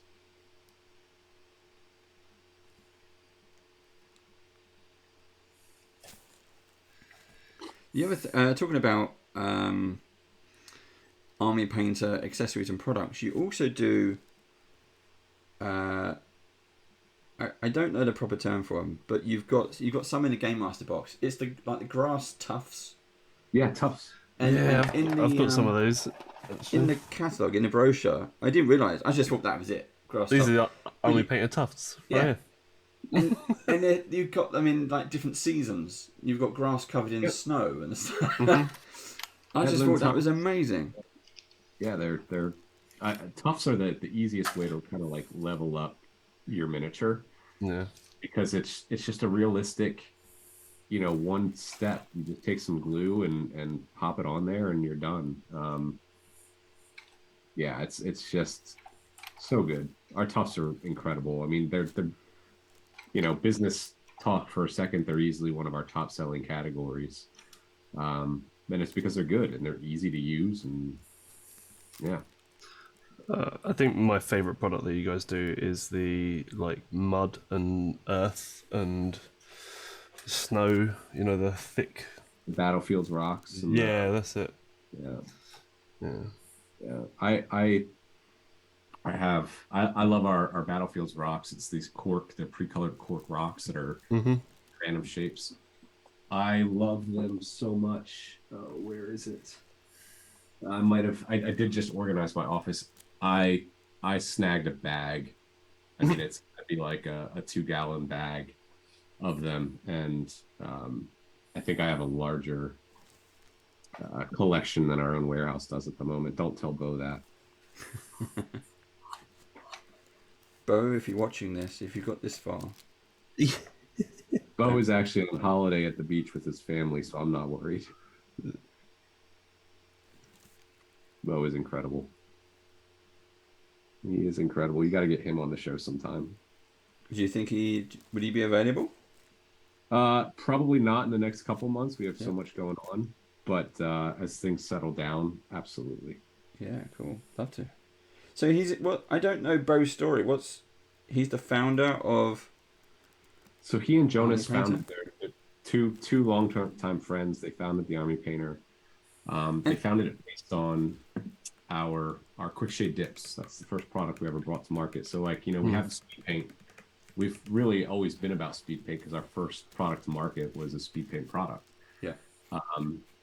And from there, the company grew to having paints and primers and brushes, and we are the company that we are today. Bo is an addict. He has more miniatures than anybody I know. He has quite a large collection, and it doesn't even break the surface of what he actually possesses in his office today. It's featured we just did a video talking about his obsession with chaos. And he just kind of runs through just some of the armies that he has sitting in his office right now. So is he also into Warhammer, or is he? He's into everything. He has minis? his own D&D group. He plays Saga Age of Magic, Warhammer 40K. I'm sure he's played Fantasy at some point. He is a nerd kid that started a nerd business, and Same as Steamforged. The Steamforged guy is there. It's the same mentality. Build a business around something you love. right, and do it properly. It's amazing what happens when you do. Yeah. You run a business the right way instead of just constantly chasing what could be next. Yeah. When you put down some solid roots and you learn how to run a company, it's amazing what you can do. Because Army Painter is not. I thought it was an American company, but it's not. It's actually originates in Denmark. Denmark, yeah. I'm actually the only American employee of the company. We do have an American division of the company now, which is cool. But it is a Danish company. So a lot of Danish principles are kind of born into the products, our packaging, and the way we do business. Yeah. Which is very cool. When, being an American, we don't have a lot of paternity leave and sick leave and stuff like that. But when my second daughter was born, they're like, hey, you're taking some time off. I'm like, I know, I got a lot of vacation days that I need to use. And they're like, no, you work for a Scandinavian company now. Yeah. Like, your vacation days are your vacation days. These are your paternity, days. You need to take them. It's important. And it's really cool to work for a company that cares about that. Bo is very quick to say, I want you to feel welcome at this company, and I want this to be fun, and I want to work hard, but we are not your family. Your family is your family. That's nice. And I think it's just the right attitude to have. Did you find it a big, like a big change from what you've been in America and working in America and then doing this, but also you didn't change? You just the work ethic and that. So, I mean, I think that's one of the reasons they like me, because at the end of the day, I'm still an American who likes to put his nose to the grindstone and go out and get it, right? There are some of those sensibilities, and I think that some of those sensibilities exist in the company as well. But there's also the element that, like, they want their employees to be happy. And that was a big change for me. Danish culture, I love Denmark, I love Scandinavia. I think maybe in a past life I was a Dane or Swede or something like that, because I love it there. I love the way of life. I love the people. I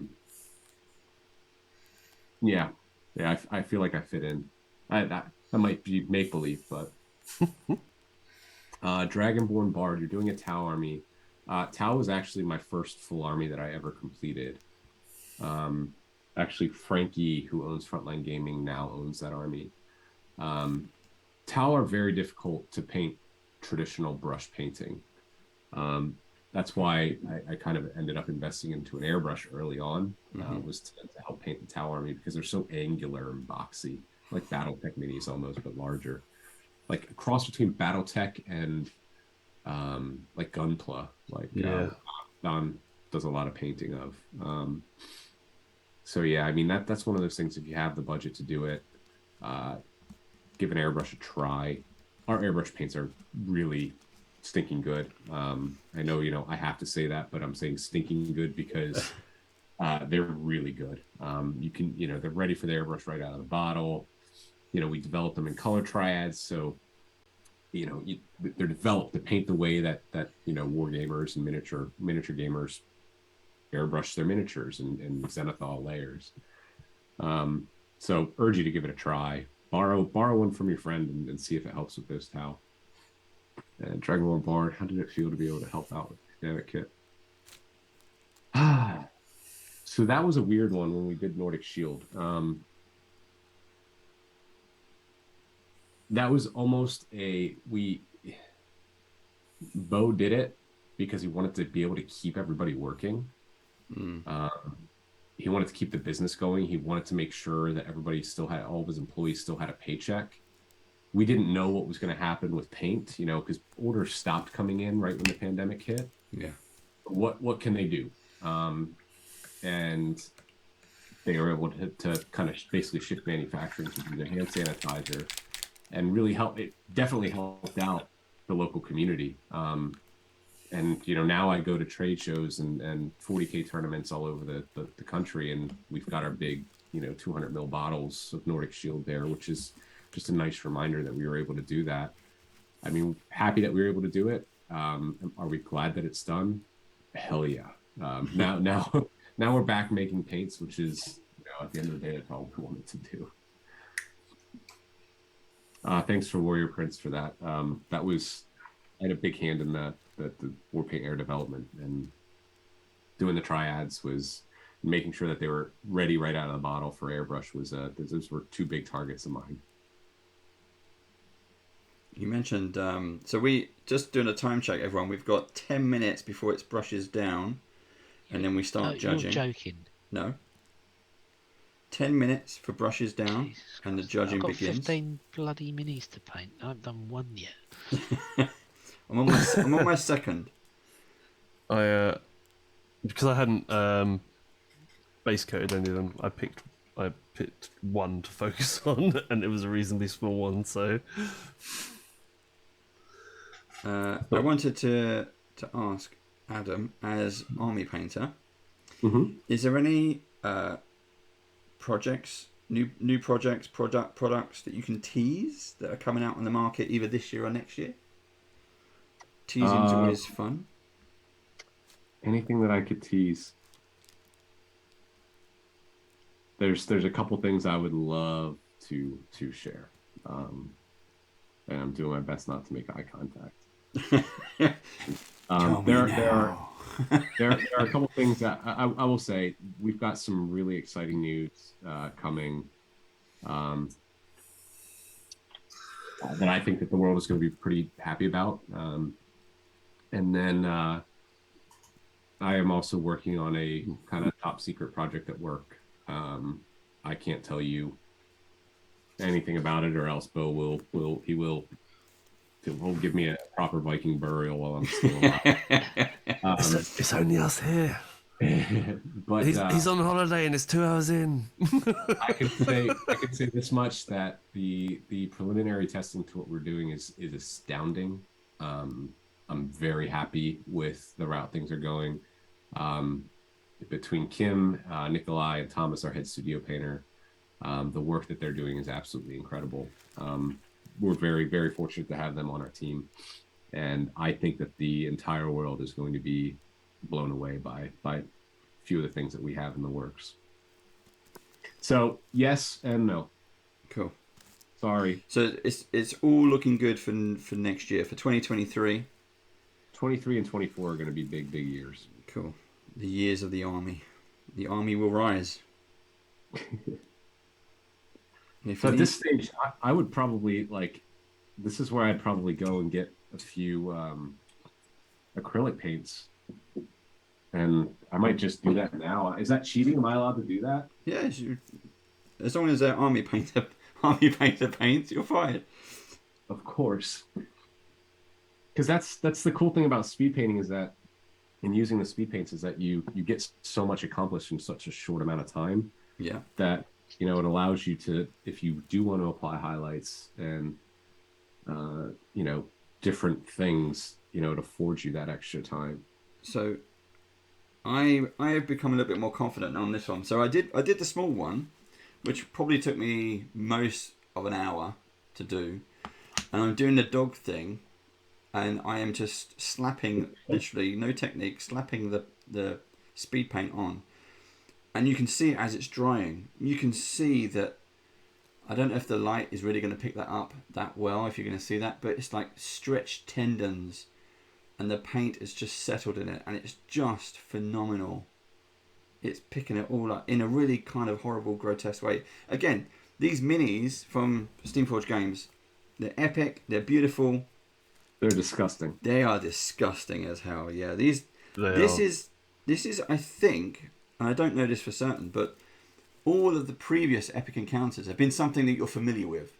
They're based on D&D and general fantasy. So orcs, kobolds, goblins, spiders. And these are definitely something completely new. Yeah. Yeah, this is new. I mean, these are gross. This is kind of like a weird mix of Hellraiser, Resident Evil, biological mutants. That's actually a really good take. Yes, if you're going to find any similarities, those examples are probably it. I mean, these are not undead, and I love the undead stuff. But they're kind of undead. They're just gross. It's like these weird flesh mutations that should not exist in nightmares, but they do, because I'm painting them. Yeah, just wait till you go to sleep tonight. Yeah. Wait till my players face it. And this will actually be, when we get to play this epic encounter, it will be the first time that will be... We've played the other boxes. We've never painted a whole box. So we're going to paint the box first. And then play it. And this might be what we do going forward. I think you should. Every time we get a new box, we paint it, and then... Games are always more enjoyable with painted miniatures. Yeah. And you can use it, obviously you can use miniatures in any game. I just want to know why he's got a worm growing out of his gut like that. Like it's like a belly button. Ugh. Well, for me, I just imagine it because he's the sire. So he's just growing these things in his belly, and they just kind of eat their way out. And they just flop on the floor. Flop on the floor, yeah. And they, yeah, Now it just got really gross for me. yeah. Thanks, guys. See, happy dreams. Man, we were supposed to have sausages for dinner tonight. So I went on Band of Badgers and all I got were nightmares.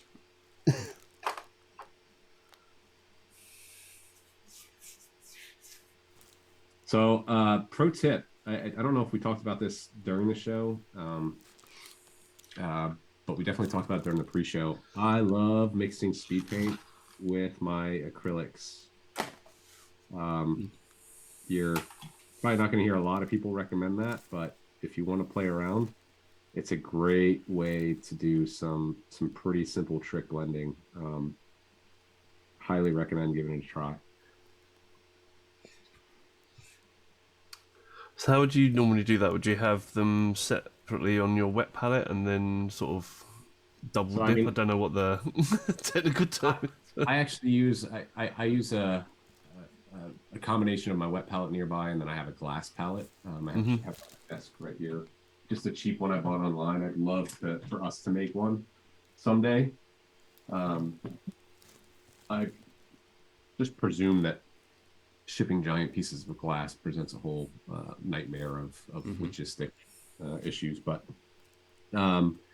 so a lot of times I'll just use that because it's rough and ready and I can get it out. So if I have the paint on my wet palette, I'll just take a dab of it, mix it with the speed paint that I have on the glass palette, and kind of go from there.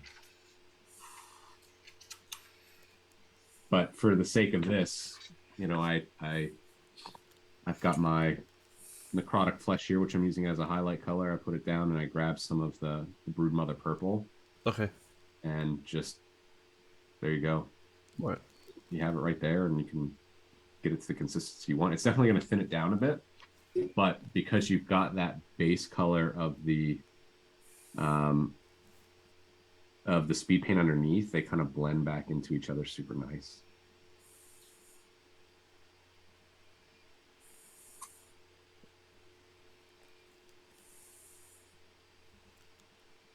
Man, now I want to paint the whole thing. Like once you get to this stage and you start putting the highlights on and you see like how it could really look. Well, if we do a hangout next week, you can feel free to join us. I actually might be out of town next week during your show for a work trip. But are you going anywhere nice? No. No. Toronto. So so in the States, are you the person who visits all the other places in the States? For the most part, yeah. I'm kind of the trade show lackey. Yeah. That's another part of being at the all tactical the conventions. See, like I have a really cool title and I do get to do really fun things, but I also have to do the trade shows, and I love going to trade shows, love engaging with customers and retail customers. But I just got off coming from a trade show, so this is a back-to-back trade show week, which is always hard. I'm getting old, so it's harder than it used to be.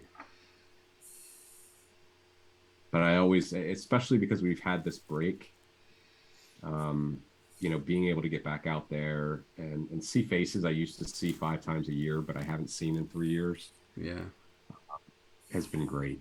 I mean it when I say we really do have the best retailers in the world. They're all awesome. I was talking, this is actually pretty great. So you're going to see my legs. I'm wearing shorts here. I hadn't been to a trade show in 2.5 years.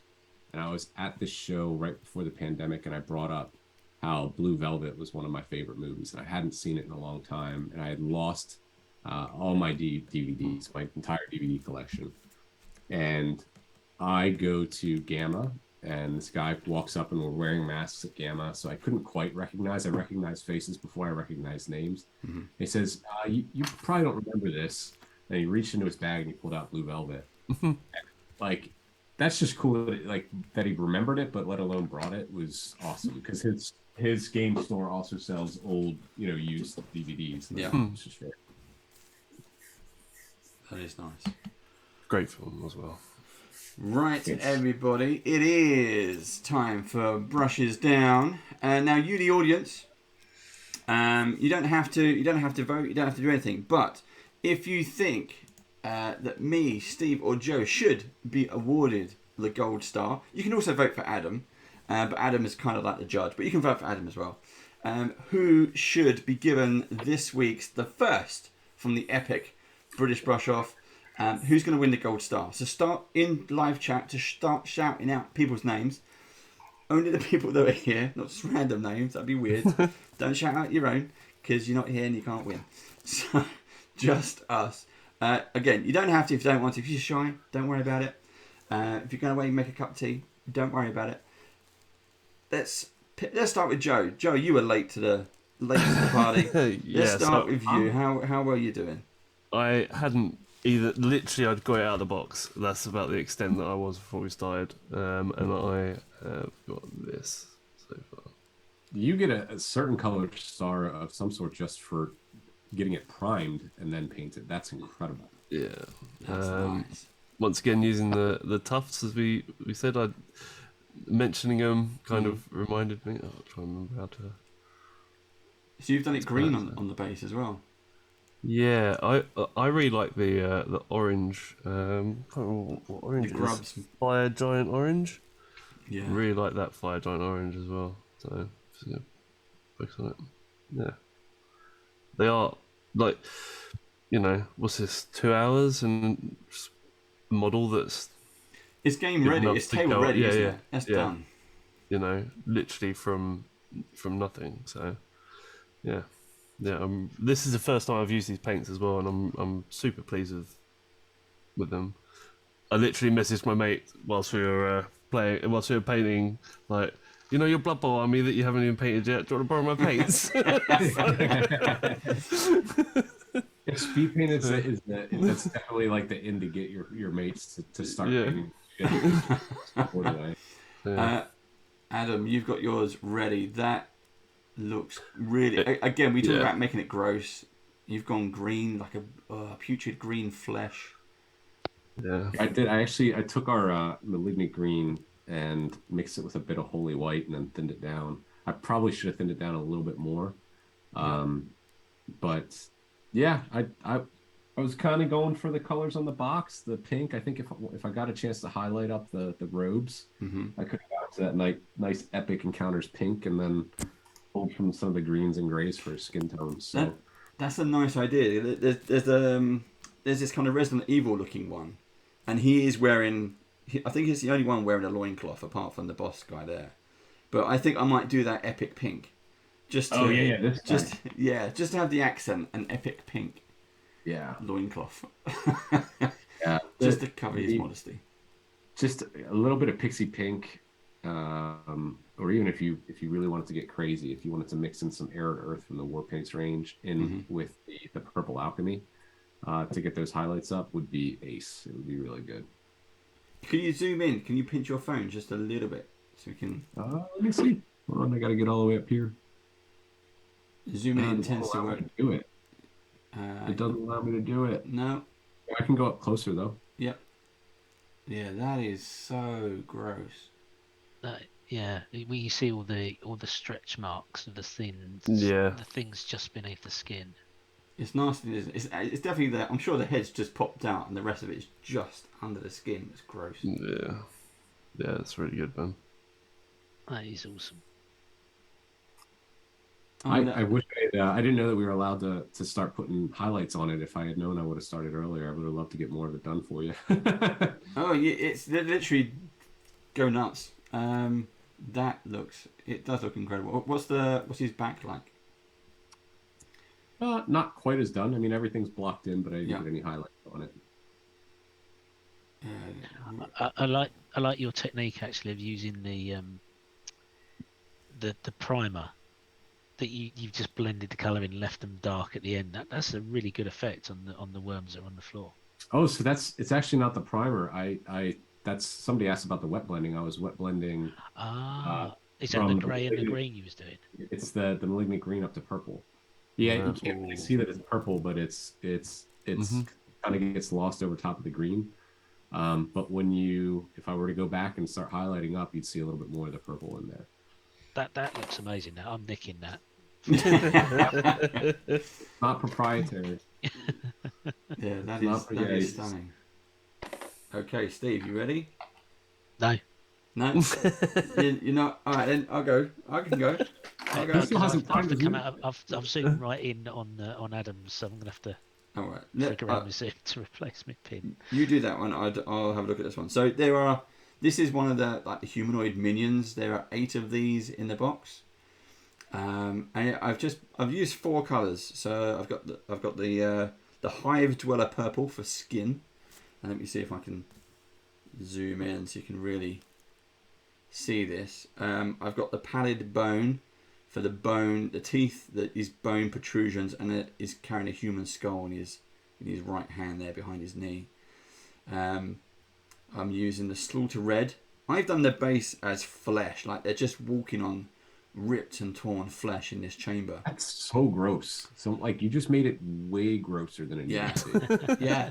I like the way you've painted the entire base in red Yeah. as well. Oh, You've 'cause I just thought, done well, the fleshy seams and everything. You've done Yeah. the base. That looks good. Because there's a lot of the actual base showing through at the top, so I didn't want just red and then on the black. So I thought, yeah, I'll make it as gross as I can.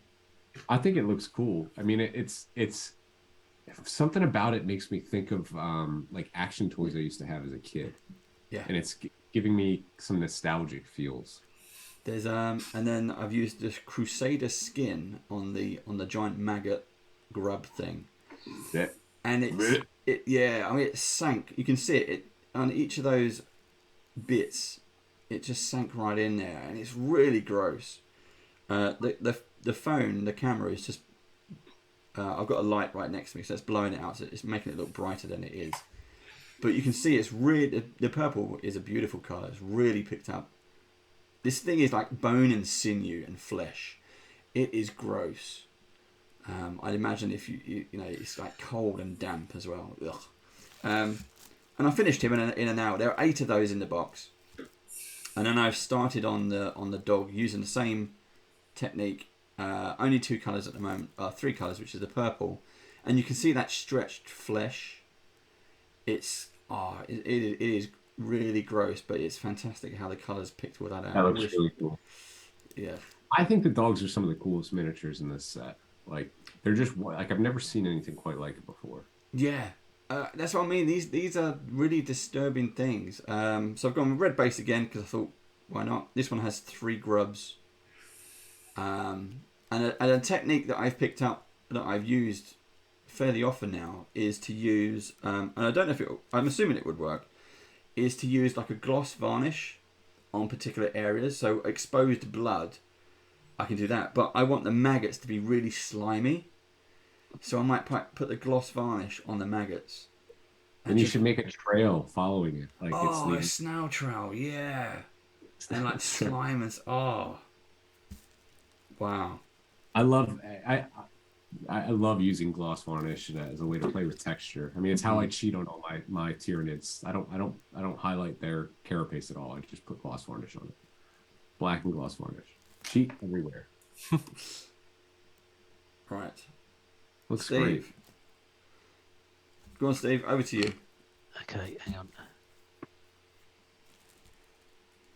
I haven't been watching live chat, so if you are voting, please do shout out. If not, Adam will just have to award the gold star to one of us 3 on his own.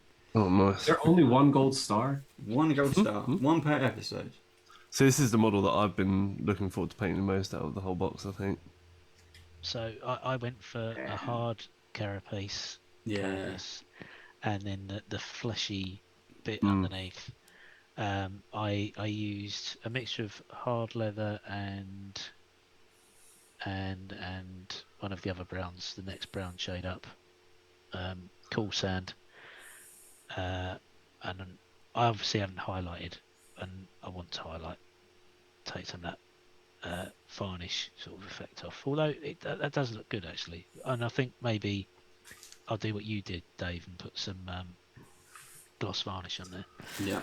I really Always like the recommend way sticking your minis anyways. If you're going to be putting hands on them on the tabletop, highly recommended. I really like the way the flesh on the bellies come out. That was a mixture of sand golem, and a bit of holy white, I think. Just mix them together, and then a little bit of one of the red ones, maybe the Crusader skin, just give it a bit of a red tone. I tried to put more of the red on the corners and bring them in so you can see a bit of natural highlighting in the centre. Obviously put some more highlighting on there later. Face came out really well. All these seams, that was just coat paint on it. There's nothing else gone on there. Got some, well, it's all out of focus, so I'm not looking at the screen. Got some really good details that paint's just picked out naturally. Likewise on the claws and the bone protrusion, I just used pallid bone on that. The saddle was the darkest brown, which is the dark wood, and it has picked out some of the texture there, and I used a bit of acrylic copper just to edge, and then I started to do the main part of the saddle in blue because I felt that went nicely with the brown. And then the skin was a mixture of purple alchemy and just lightened a bit with, I think, Crusader skin to try and lighten it up a bit. But I've only just started putting that on. That is so yeah, really disgusting, Steve. yes, thank Well you. done. I was thinking more kind of you might make it like a June worm, but that looks horrible. That does look like a grub that's grown up. Well, that's what yes, that was going to be the theme of the grubs. And then when you get a big grub, they've got this armoured shell on them, but there's still a grub underneath. Because for those of you who don't know Epic Encounters, you get 2 box sets. One is the army, which is this is kind of like the army, the minions, and then the second box set is a related monster, and Adam has the it's like a weird giant undead worm thing. It's the worms, the sandworms and the dune worms from Doom, but it's got the face of the mind flayer from Stranger Things. Oh. It's really, this is, you want to talk about disgusting. This thing's freaking disgusting. Yeah. And it's also, I mean, it's weighty too. Like if an intruder came into your home, it's like a brass knuckle. Fantastic. So I saw Steve's name mentioned quite a few times there. Somebody's asking what I used for the belly of the worms. That was a bit of Crusader skin and a little bit of holy white mixed together. And I just did that all over first, and then I concentrated more on the Crusader skin to bring it in from the edges. But to say the paint does most of the hard work, and on the face, you know, it really picks out all those seams. I didn't have to do anything with trying to layer it, because that's what I was mainly trying to do, was layer the paint. Yeah. So there you go, folks. Over to Adam. Adam now needs to pick a winner, and as always, let's update the well, not update the technology. Let's see if the technology works. There it is, folks. We now have a gold star on the screen, and if we could have a drum roll, please, someone. The star is now spinning. It's off. It's spinning around the screen. This is about as much as the budget goes. And where it stops, nobody knows apart from Adam. Okay. I think this is really tough. This is really... This I is have the to go best with part Joe. of the show and the worst at the same time. To who? To Joe? Yeah. It goes to Joe. Yeah. So I Thank you, loved Adam. I loved all of them. Dave, I loved how poppy your colors are. I love the fact that you did the red on the base. Like I said, it reminded me of something straight out of like the old toys that I used to have, and I really liked that. And you got 2 of them done, which is really incredible, and you know, right up there for the votes, because that's what speed paint's meant to do, right? Get more than one. Steve, I loved yours. Like initial take on it, it was probably my favorite. I think that if you took a couple colors and tried to make them a little bit more similar, because you have the blue on that saddle part with the brown, and then the magenta, the purple alchemy. If you would have made kept them inside the purple realm a little bit closer, I think that my eye would have immediately been like, yeah, that's the one. But really, really good. Joe, you get my vote because you've got Tufts on there. Damn. But this is it's not just about the paint, it's the fact that you primed the model and painted it. And it still looks great. I think that they all look fantastic, and you guys should all be very proud of yourselves. As soon as you said purple was my favorite color, I was like, yes, thank God. Fellow fan of purple. Yeah, I'm a big fan of purple. Well done, Joe. Well, It did we're not gonna... play any role in my decision. I think they all look great. Okay, don't feel bad. Everybody, we can switch back to big face cams now. That's Steve and Joe. I will do it for me and Adam. And that's it, folks. Again, Adam, hope you enjoyed it. I hope you just kind of hang out and do some painting. As we've mentioned, we're going to see you again in October, where we're going to be doing an Army Painter special. But, we'd love to do more with you guys. If you ever need an army of badgers for anything, we are here. All you got to do is get in contact. We're hoping to do, me and Steve, we're hoping to do some stuff at Dragon Meet and UK Games Expo, because we love doing the minis, and we're talking with some various companies at the moment to see if we can do. We know we see it at like Gen Con. We've seen the videos where they have these massive tables and everyone's painting and stuff. We kind of want to do that, but for beginners. Come, we're beginners. Come, don't be shy. Let me know how we can help. Yeah, well, we don't know yet. We've got it's just ideas at the moment to see if we can get some paints and some minis and someone to say yes. But we continue doing the show. We continue doing a brush off. Who knows what's going to... Well, I know what's going to come soon. But join us for more epic brush off. Joe, Steve, any final words? Last words from you? More purple for me next time. More purple. I'm not going to gloat, as we said. You are going to gloat. He's going to dye his hair purple now. That's what it is. I actually have a chance of catching up because in October, Steve won't be around for a couple of episodes. And then Joe's going to be acting in October, so Joe won't be around. So I get a chance to sneak up. Yep. I will have my day. I will. Some tomfoolery going on there. It's just like level that it's nobody else is there, so you ought to win. Yeah, I hope so. I hope so. It doesn't always. I don't always do, but yeah, we'll see. Again, Adam, thank you very much. Any final words from you and from the Army Painter? Any last tips, tricks, hints? This has been a real pleasure. I've had a lot of fun. If you're going to use your speed paint, biggest tip: have a test model nearby with anything that you're doing. It's always better to have a test model and make sure you know what's going to happen. Save one of those models that you don't like and just keep it there to slap some paint on and test and keep priming over it. Highly recommended. But no other tips. I mean, just have fun. That's what painting's all about, and this was fun for me today. I look forward to October 13th. I think I'll be back. We have some other fun stuff to talk about then, but hopefully I can do this a little more regularly. I really enjoyed it, and thanks to all of the people in the chat. I appreciate all the questions, and this was fun. Cool. Yep, and thank you everyone for joining us live. If you're watching this on YouTube, you can put your questions in the comments below, and I'll find the answers. If it's a question for badgers, I'll definitely know the answers. If it's a question for Adam, I can always pass them on. But until next time... Is the question? You paused. I came here to plug the Army Painter. Please go to www.thearmypainter.com and follow us on Facebook, Twitter, Instagram, TikTok, YouTube, all that. Yes. Almost forgot. Is Army Painter on TikTok? We're slowly getting there, but we are on TikTok. We are monitoring. We have a couple posts up. So cool. It's something we haven't yet ventured into, but yeah, we'll give that a go. Give it a try. Thank you everyone for watching. If you're watching on YouTube, thank you. Join us for the next one. We'll see you again soon. Bye-bye. Bye. Bye-bye.